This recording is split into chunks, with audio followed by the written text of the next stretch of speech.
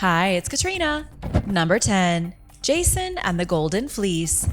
Scientists in the country of Georgia recently discovered evidence that could confirm the reality behind one of the most famous myths in Greek history. This is the story of Jason and the Golden Fleece. Jason was a mythical Greek hero first mentioned sometime around the year 300 BC.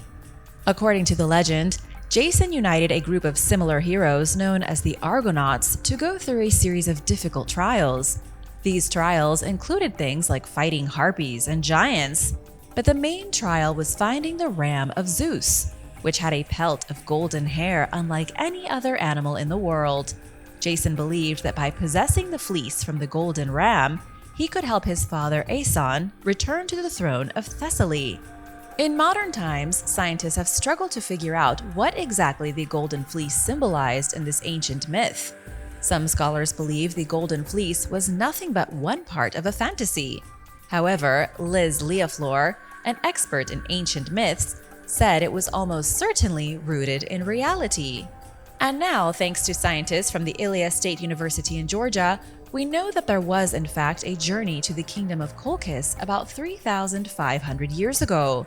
Between 2002 and 2010, the scientists carried out excavations all along the coast of the Black Sea, where Jason supposedly made his journey. At the time, there was a large coastal city here that boasted an incredible wealth of gold. Excavations have shown that the kingdom mined their gold from the local rivers using a sheepskin gold mining technique. The locals use real sheepskin to filter the gold from the rivers. This technique and the hunt for gold was probably the very real motivation for Jason's journey. Number 9. Fossil medicine. When ancient people came across fossils, they didn't know what kind of beast they belonged to. To somebody living 2,000 years ago or beyond, they would have connected the fossils of dinosaurs and other prehistoric monsters to legendary creatures. And if not legendary creatures, then demons, gods, or anything else from their local mythology. To the ancient people all over the world, fossils represented extinct beasts like dragons, giants, and deities who walked among mortals. But instead of revering these mysterious bones, they made up stories about the special powers hidden inside of them. Many ancient cultures around the world believed that the bones of these dead deities and creatures had the power to restore youth, make you more vigorous in the bedroom, grant eternal life, and cure any kind of ailment. It was this bizarre belief that spawned a strange medicinal trend. There are way too many examples to talk about, so let's focus on the Native American tribes of the Comanche. The Comanche, whenever they discovered fossils, crushed the fossils into a very fine powder and then brewed the powder with potent herbal ingredients. They would create a kind of fossil tonic, then use that tonic to treat everything from sprains to fractures. Some even drank the formula as a dietary supplement. They believed fossils belonged to the bones of prehistoric ogres that they called mu-pits, huge beings who had walked across North America before gradually going extinct. Number 8. The Ancient Vampire Slayers. In 2022, a mysterious vampire slaying kit was sold by Hanson's auctioneers for the small price of about $20,000. The kit was owned by a British aristocrat who thought it would be fun to put it up for sale. But nobody had expected that the vampire-killing tools would cause an international bidding war. People from France, the United States, and Canada were bidding on the bizarre artifacts. We don't know who finally purchased the item, as their identity has been kept a secret. But according to the auctioneers, the vampire slaying kit is a very real artifact made in the 19th century.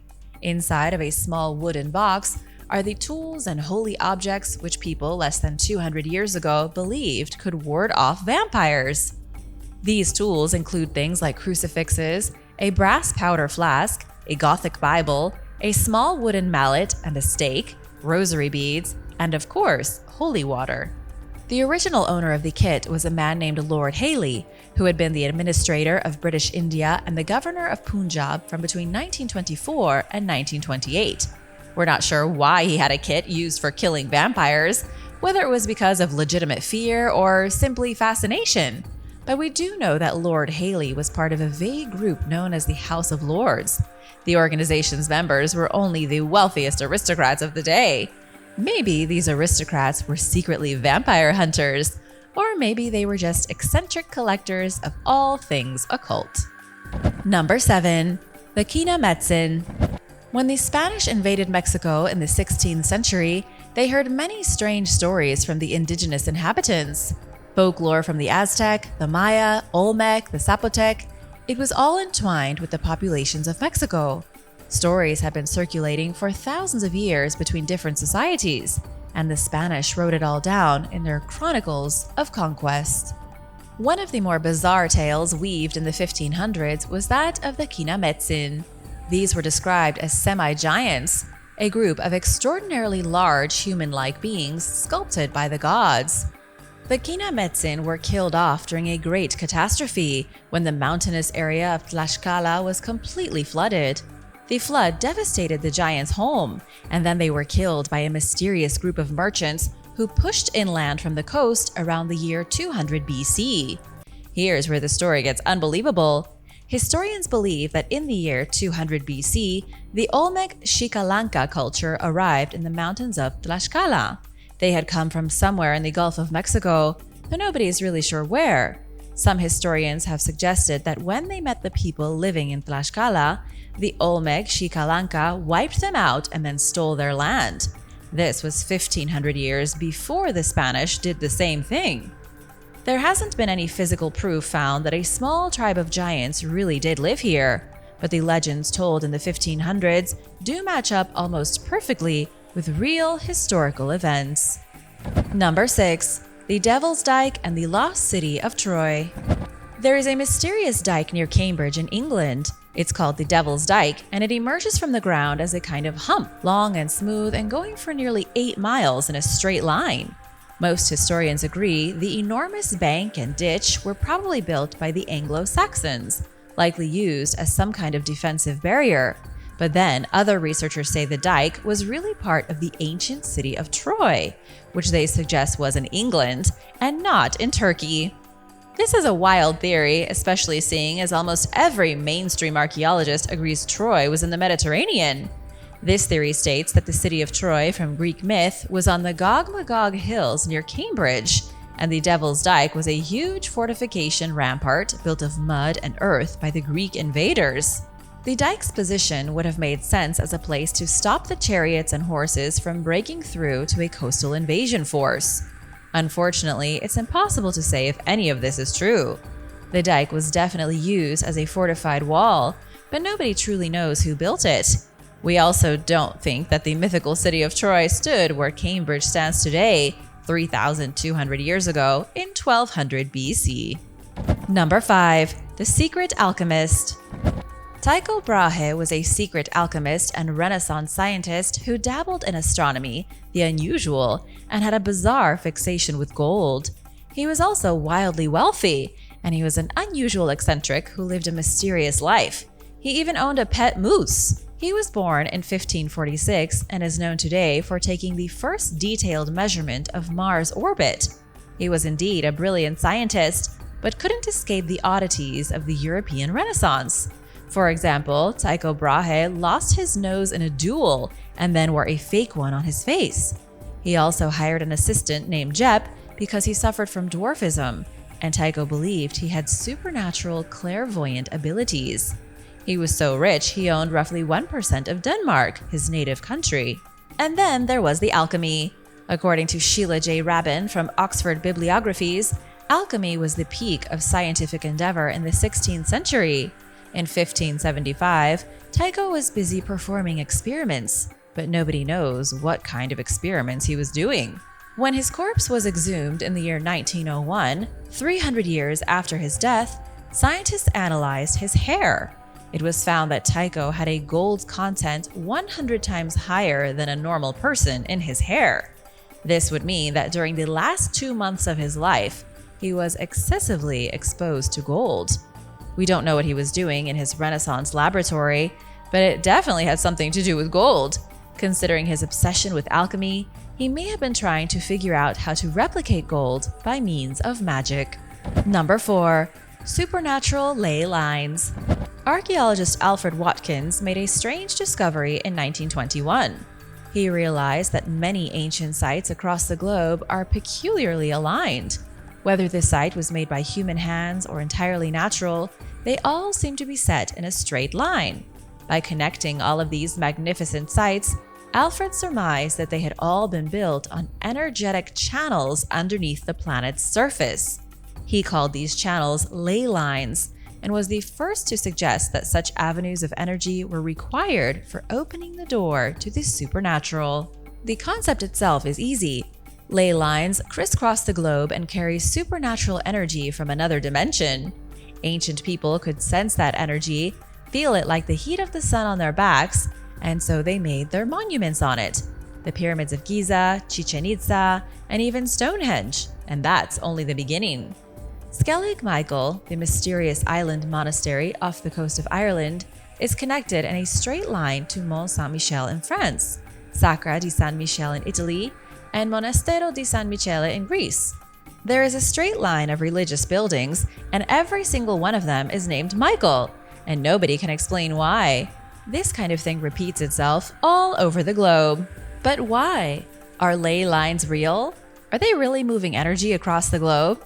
It's quite the mystery. Number 3. The terrible Pied Piper. There is one forbidden piece of history that involves a man we've all heard of at least once.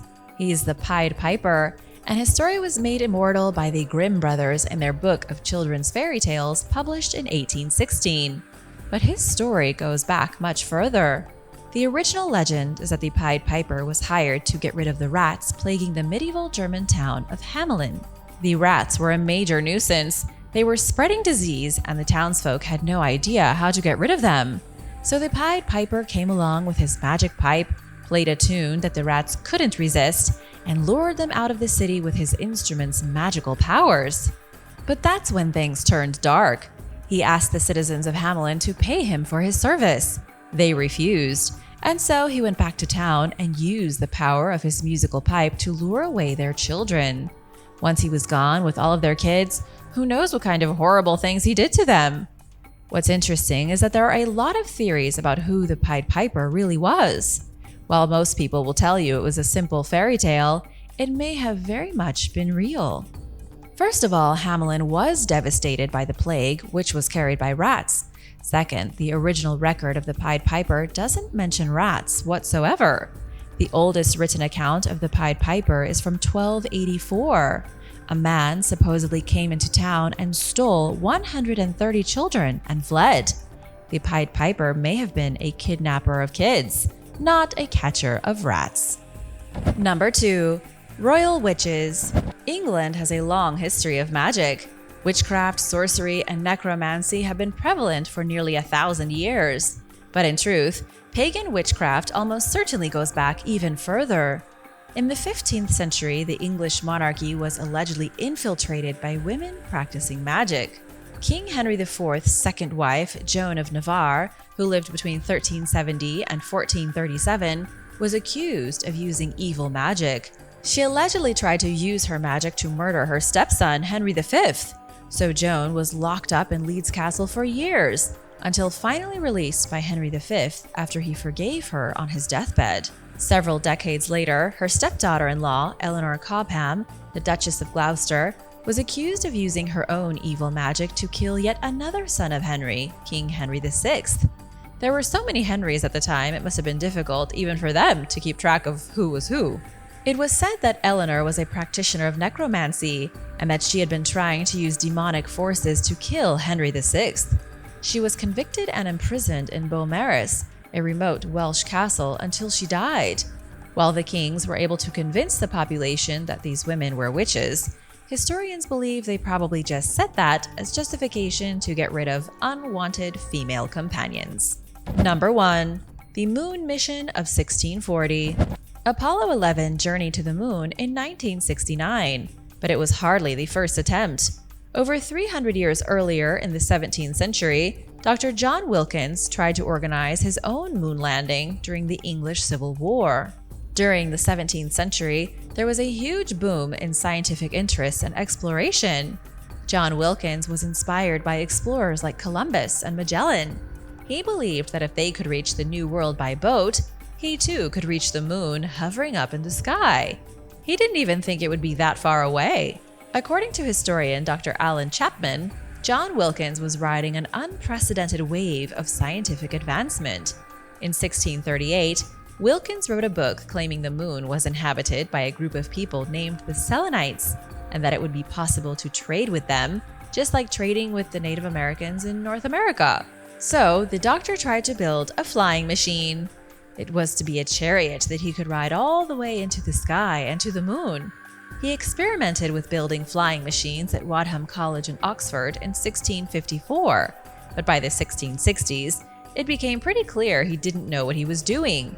He had gotten all kinds of money together, brought together the brightest scientific minds he could find, and then came to the harsh realization that he had no idea how to build a spaceship.